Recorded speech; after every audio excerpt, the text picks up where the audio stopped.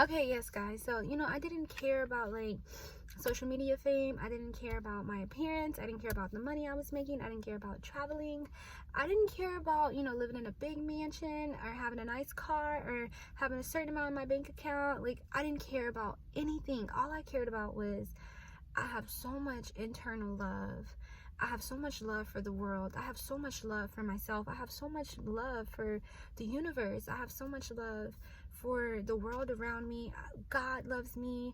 My angels, my ancestors, I made peace with my past, like I just felt like this being with all this amazing energy and, just vibrating on this high. I just felt like an exalted human vibrating on such a high frequency that I felt like I was on Earth but in a parallel universe.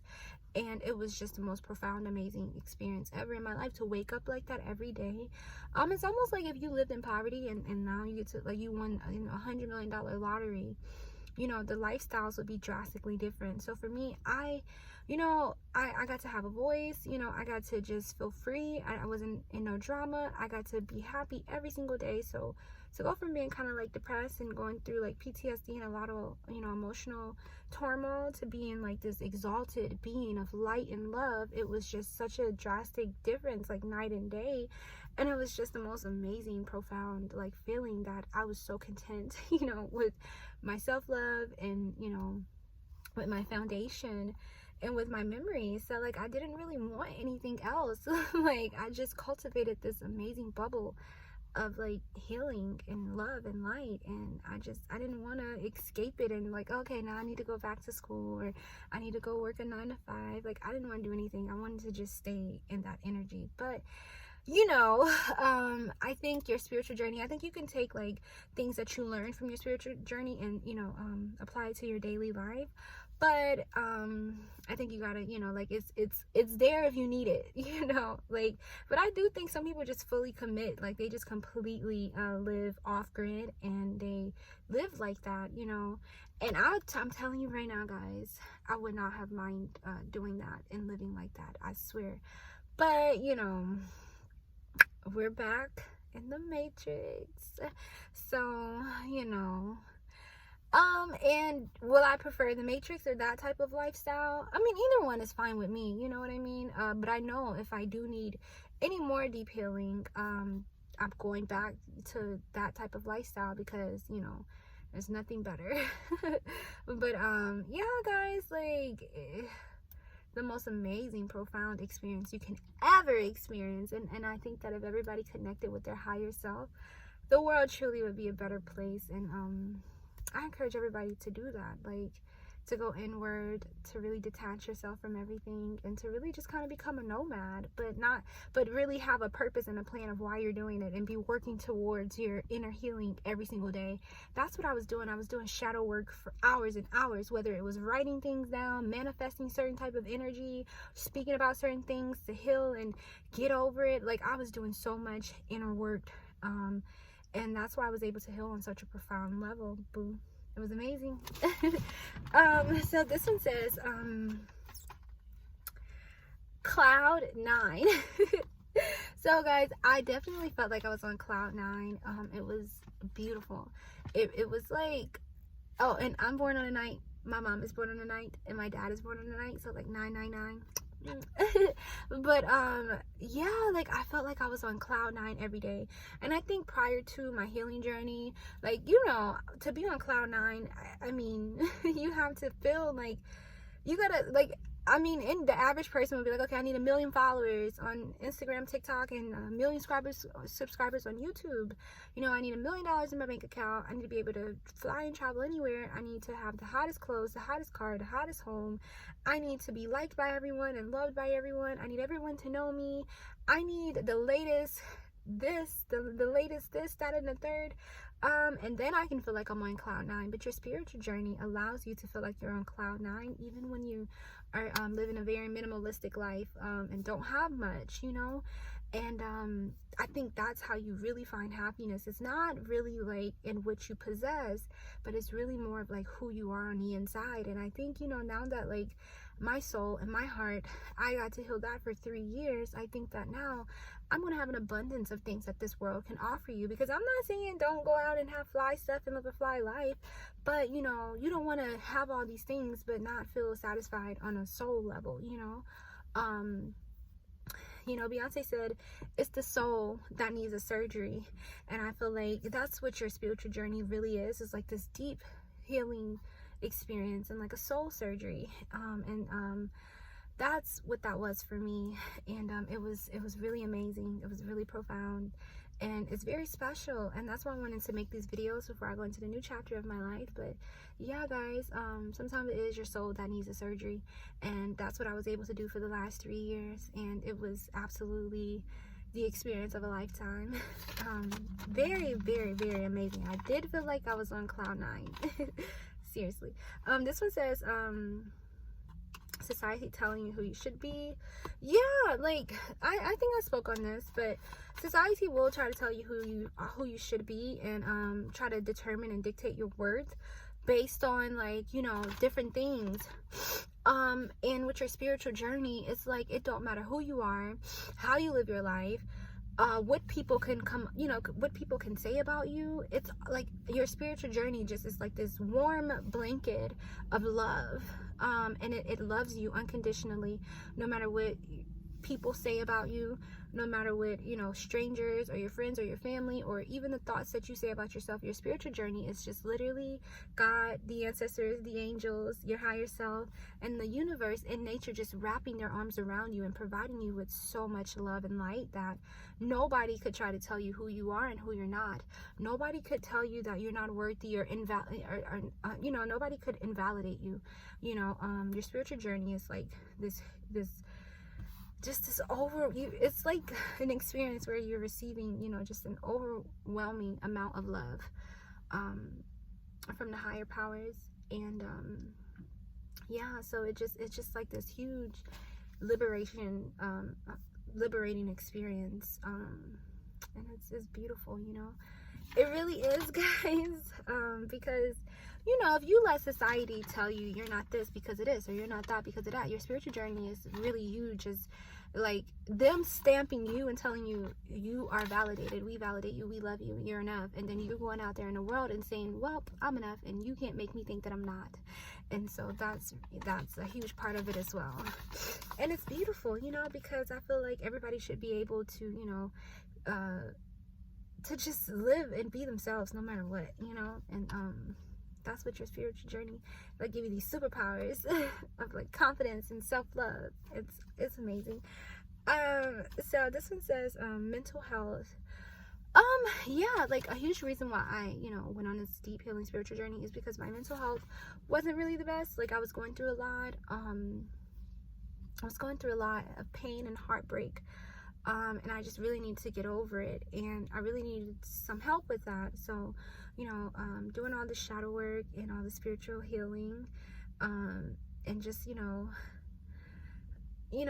releasing certain energies and welcoming certain energies, it allowed me to do this deep healing experience. You know, I got to release, you know, like people, like, they gossip, they talk about other people, they complain, they dwell, you know, it's a lot of things. I just got to live, and I just got to be this girl that just was about peace and love constantly 24/7, and it just allowed me to remain like happy, and to remain pure, and to remain wholesome and holy and godly.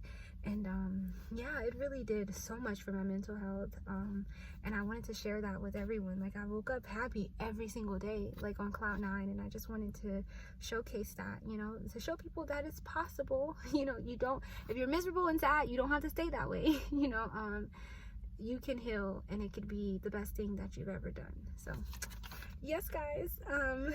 Career, not good enough, and trauma. Yeah, I just spoke on that. Like, you know, the world tells you, like, if you're not making this amount, then you're not good enough. You know, if you're not doing this, then you're not good enough. But your spiritual journey just tells you you're enough because you were made in God's image. And as long as, you know, your heart is in the right place, as long as mentally, you know that you're a good person, you do things like in a way that you know, like, what would Jesus do? You know, like, if you know you're a good person and you have good intentions and your heart is always in the correct place, then, you know, then you're enough. You know, like, you are enough, and you can build from there. You know, But yeah, like, it just, your spiritual journey just, it erases the trauma in your life.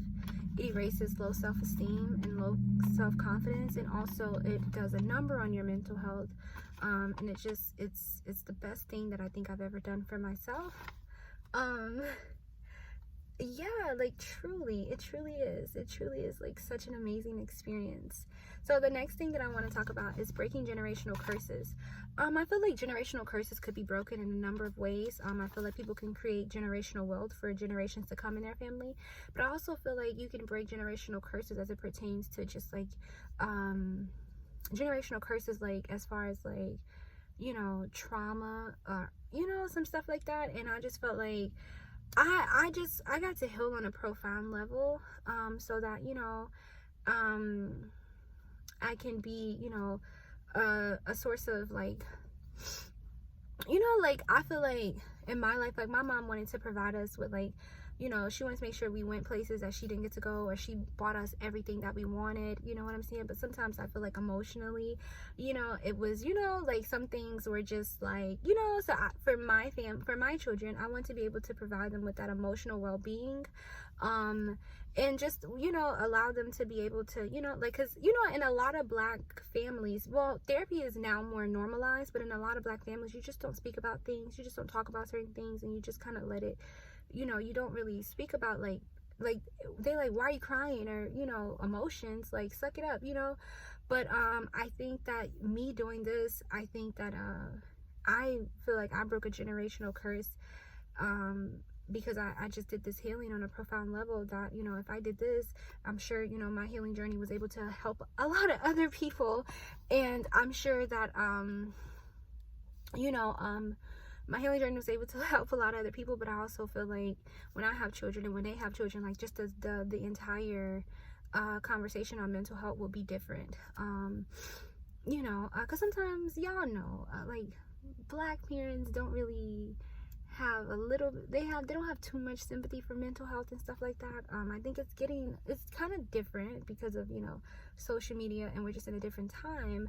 But, you know, it's not really something that we really talk about in Black communities or Black families. Y'all's might be different, but yeah, I feel like I'm definitely, like, breaking generational curses, because when I have children, when they have children, like, we'll be able to have open discussions and open dialogue about mental health and about, you know, spirituality and stuff like that. So I'm excited about that. So this one says, I realized that I didn't have to be perfect. Yeah, guys, it was the most amazing experience, because honestly, for my entire life, I felt like I always had to be perfect. I had to do things the perfect way, dress the perfect way, you know, say the perfect things, and just carry myself in a perfect manner, speak to people in a certain way, like, answer things in a certain way, just do everything to a T in a perfect way. And I feel like on your spiritual journey, you don't have to do that. You get to be free. Like, even if you mess up, even if things aren't perfect, you get to find the beauty in that. You get to find the beauty in just being free and not having to be perfect. Because sometimes being perfect, or trying to be perfect, or trying to achieve perfection, it's a lot of pressure, and it's a lot of frustration, and it's a lot of anxiety. But, you know, telling yourself, like, you know what, you don't have to be perfect all the time, you can just be free. It's such a weight, you know, lifted off your shoulders, you know, and you get to just enjoy life, you know, and you get to just be happy without all that, you know, pressure. But I do think, you know, like, now that I'm, like, you know, I've healed, you know, and I'm, like, back in the world, the real world, I guess, I don't mind trying to chase perfection. You don't have to, but, like, it's a comfort zone for me trying to achieve that. Like, it like holds me accountable. But perfection, you don't have to be perfect. But in a spiritual sense, they almost demand that you don't be perfect, like, because it wants to just strip away everything that gives you a sense of, like, self-worth, and then they want to, you know, let you know that you're worthy just being you. And so you don't have to be perfect. It you know, it requires non-perfection. But in the real world, when you're not healing, it's okay to try to, you know, be the best that you can be. I won't say perfect, be the best that you can be. And this one says, I got to tell my story and speak my mind. And I want to say that telling my story was like so profound, because it was like I never got to have a voice like that before. I never got to speak about my experiences, the good and the bad. You know, I just felt like I always said, you know, oh my God, you know, I want to just share my story with the world. I want to share my life with the world. I've always said that since I was a little girl. And so to be able to do that on such a global platform was kind of shocking at first, but it was just beautiful and it was amazing. And sharing my story just also liberated me from, you know, everything. And it just like I just got to release it and give it over to God, give it over to the world. And I feel like, you know, certain aspects, people were able to take certain parts of it and you know, apply it to their own lives and apply it to their own personal healing and spiritual journeys. And I think it was beautiful, you know, like, because I honestly like to live my life as an open book. I didn't always like to do that unless you were like my best friend or like super close to me, but I've always liked to live my life like an open book. So if I can assist people in any way, I would. And if my testimony and my story helps the next person, then, you know, I feel like I'm doing my part, and that makes me very happy. But yeah, I got to tell my story, and, you know, for the longest I felt like I wasn't allowed to have a voice. So to be able to go on the spiritual journey, and to be able to just be open and share my story with the world, it was honestly something that was very, very healing for me. So yeah, it was cool.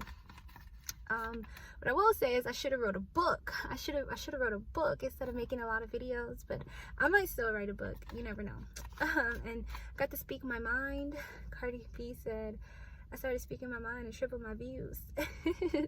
So, I got to speak my mind, and, you know, I think that as a Libra, I'm very unique, and I'm very, yeah, I'm very unique.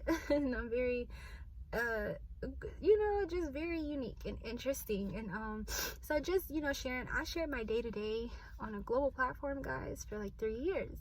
So it was amazing. It was an amazing experience. It was an amazing journey. It was something that I've always wanted to do. Some parts were, you know, a little crazy, but the whole experience itself was just very life-changing and very like, I'm just happy, you know. I feel like when you speak about, you know, things that you've been through, you kind of help others, and also you release yourself from the pain and from the trauma, and you know, you allow yourself to heal. So